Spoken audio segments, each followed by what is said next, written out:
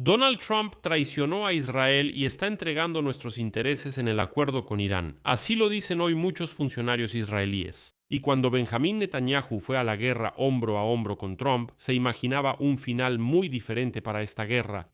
Desde el principio dejó claro que creía que esta guerra podía provocar un cambio de régimen en Teherán, o al menos llevar a que Irán pierda no solo su programa nuclear, sino también su potencial de misiles y que no pueda apoyar a las fuerzas proxy en la región de Medio Oriente. Y lo que obtuvo Netanyahu fue un acuerdo que en su propio círculo llaman una píldora amarga. Y la reacción de Israel al anuncio del acuerdo entre Estados Unidos e Irán fue prácticamente furiosa. Y ahora discutamos la reacción que se escucha en Israel sobre la futura firma del acuerdo entre Estados Unidos e Irán. Mi nombre es Alexei Pechi. Antes de que comencemos, les pido que se suscriban al canal, den like y escriban cualquier comentario. Entonces, la frase que ahora aparece en todos los titulares pertenece a altos funcionarios israelíes citados por el portal Ynet. Literalmente corto y directo: Trump nos traicionó. Uno de los entrevistados por el medio israelí no ocultó el alcance de su resentimiento y declaró, cito, Trump nos traicionó. Y pagamos el precio. Ya no estamos al tanto de los acontecimientos y no podemos cambiar nada. Estamos en shock. Israel de repente descubrió que el presidente estadounidense dialoga con quien sea, con Irán, con Pakistán, con Qatar, con Turquía, elogiando incluso al líder iraní Mahdi Majtaba Jamenei, pero no mantiene un diálogo adecuado con Israel. Israel quedó fuera de las negociaciones, aunque al principio de la guerra Trump y Netanyahu tomaron juntos la decisión de atacar a Irán en la sala de situación de la Casa Blanca. ¿Qué es lo que molesta a Israel en este momento? Bueno, ante todo, no podía influir en el texto del futuro acuerdo de paz. Lo que más le preocupa al país es que no puede influir en el contenido del documento. La voz de Netanyahu no se escucha. Es un mal acuerdo. Nadie en Israel está satisfecho con esto, dijo uno de los funcionarios israelíes, agregando que perjudica los intereses de Israel. El tercer interlocutor, Ynet, añadió un matiz geopolítico. En la región de Medio Oriente, este acuerdo no se percibe como una victoria de los Estados Unidos de América, sino todo lo contrario, como resultado de la presión de Irán y de las concesiones por parte de Washington. Y además, los funcionarios israelíes expresan dudas de que el acuerdo vaya a ser duradero. Y en esto hay algo de verdad. En el episodio anterior ya les conté que los Emiratos Árabes Unidos y Qatar aceptaron pagar dinero en efectivo a Irán para que no los atacara. Solo piénsenlo. O sea, ya no creen en la seguridad que les puede brindar Estados Unidos. En Qatar y en los Emiratos ya no creen en ningún paraguas de seguridad de los estadounidenses. Dicen, está bien, vamos a pagarle a Irán. Y aquí es importante entender la profundidad de este giro, como se dice. Durante años, Donald Trump fue el principal aliado de Israel para contener a Irán, compartía la evaluación de la amenaza iraní. Él salió del acuerdo nuclear de Barack Obama, llevó a cabo una política de máxima presión sobre Irán y así sucesivamente. En Israel simplemente idolatraban a Donald Trump y lo llamaban un súper aliado de Israel, no como por ejemplo Joe Biden. Y ahora sus prioridades, como señala el mismo portal Ynet, han cambiado radicalmente. En primer lugar, ya no están los objetivos de Israel en la región, sino, según fuentes israelíes, el deseo de comprar tranquilidad durante los grandes acontecimientos que están ocurriendo en los propios Estados Unidos de América. Se refieren a las elecciones al Congreso. Y aquí también es importante señalar que públicamente Netanyahu no critica a Trump. Esa es una postura de principios. Netanyahu y otros funcionarios israelíes evitan cuidadosamente criticar públicamente a Trump, pero en conversaciones privadas son sumamente escépticos respecto al acuerdo que se está preparando. Y su principal temor es completamente comprensible y muy concreto. Después de la firma y el fin de la guerra, Irán podría simplemente alargar las negociaciones sin hacer concesiones nucleares reales.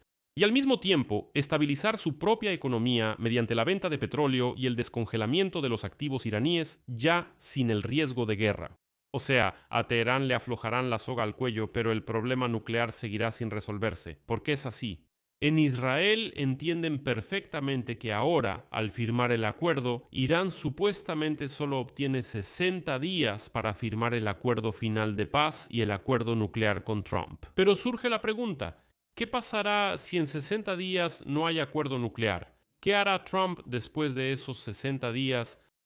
Y les recuerdo, en 60 días estaremos aún más cerca de las elecciones intermedias al Congreso de Estados Unidos. Por eso, si en 60 días no hay acuerdo, Trump probablemente extenderá esos 60 días, luego otros 60 días y así sucesivamente. Les recuerdo que Irán ya ha llevado a cabo negociaciones nucleares con dos administraciones, la de Biden y la de Trump, durante años y años sin llegar a nada. ¿Qué le impide hacer lo mismo ahora? Pero lo importante es que en esta etapa se levantarán las sanciones y se descongelarán los activos. ¿Y cómo es que Netanyahu quedó completamente al margen de la firma del acuerdo? La cronología de los acontecimientos es humillante para él. Y cuando el intercambio de ataques con Irán empezó a intensificarse, Netanyahu planeaba ataques masivos contra el sector energético y la infraestructura, literalmente la semana pasada. Pero Trump lo detuvo en el último momento. Después de eso, según fuentes estadounidenses, el primer ministro israelí en gran medida quedó fuera del proceso y llamaba a sus aliados en Washington, básicamente pidiendo información sobre las negociaciones de Trump. Trump dejó de compartir información con él. Y la publicación de Donald Trump en Truth Social el jueves, diciendo que se había llegado a un acuerdo, tomó completamente por sorpresa a Netanyahu. Cuando una hora después Trump lo llamó diciendo que ese era el acuerdo, un gran acuerdo y que era hora de terminar esa guerra, Netanyahu no se opuso ni discutió enérgicamente. Según la evaluación de un funcionario estadounidense, como escribe Axios, él entendió que ya no podría detener la firma. Y aquí es donde esta historia tiene un trasfondo que explica la tensión. A principios de junio, según Axios, Trump arremetió contra Netanyahu en una conversación llena de groserías debido a la escalada de Israel en Líbano.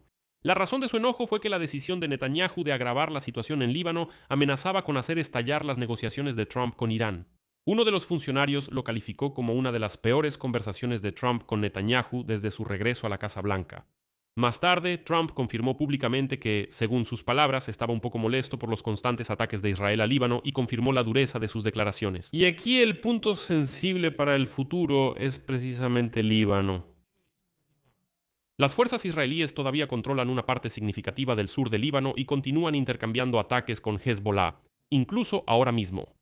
Un alto funcionario estadounidense advirtió que si Hezbollah lanza cohetes contra Israel y si Irán sigue armando a los militantes de Hezbollah, eso iría en contra de ese mismo acuerdo de paz. Pero Israel percibe una trampa por el otro lado. Dado que el alto al fuego en el acuerdo se extiende al Líbano, en Jerusalén temen que la administración de Trump limite su libertad de acción contra Hezbollah y exija coordinar cada ataque. Es decir, una vez más, a partir de ahora en este acuerdo quedará claramente establecido que cualquier ataque de Israel contra el Líbano prácticamente tendrá que ser coordinado con Trump. Porque están involucrados en una guerra completamente diferente, una guerra con Irán. Y ahora el ministro de Defensa de Israel, Israel Katz, ha marcado la línea de defensa de Netanyahu para Israel. Declaró que Trump está haciendo un trato basado en su propia evaluación de los intereses estadounidenses. Pero Israel espera que se respeten los principios comunes sobre el programa nuclear, los misiles y las fuerzas terroristas proxy. Y lo más importante, Katz enfatizó que Israel mantiene la capacidad de actuar por su cuenta para evitar que Irán obtenga armas nucleares. Y aquí es donde la política interna se suma a toda esta situación, haciendo que todo sea el doble de tóxico. Faltan 4 meses para las elecciones en Israel, y los oponentes de Netanyahu lo acusan de haber convertido a Israel en, cito, un estado vasallo, simplemente aceptando las condiciones de Trump. Washington irradia confianza. Un funcionario estadounidense le dijo directamente al medio Axios que la Casa Blanca está convencida. Al final, los israelíes no tendrán otra opción y aceptarán el acuerdo, pero para el propio Netanyahu, la conclusión de Axios suena prácticamente como una sentencia. Firmar un acuerdo para terminar la guerra sin alcanzar los objetivos declarados es el mayor golpe estratégico y político. Es decir, la persona que prometió a su país un cambio de régimen en Teherán como resultado de esta guerra corre el riesgo de pasar a la historia como aquel que firmó la paz ajena y su propia derrota. Aquí dejaré puntos suspensivos. Su opinión, sus conclusiones, como siempre, escríbanlas en los comentarios debajo de este episodio. Si quieren apoyar el trabajo de este canal de YouTube, pueden hacerlo con cualquier donación a través de los enlaces y datos que están en la descripción de este video. Ahí están Buy Me a Coffee, Patreon, incluso enlaces a billeteras cripto y datos bancarios. En fin, lo que les sea más cómodo. Elijan lo que prefieran, estaré agradecido por cualquier apoyo que me den. Eso es todo. Cuídense. Hasta luego a todos.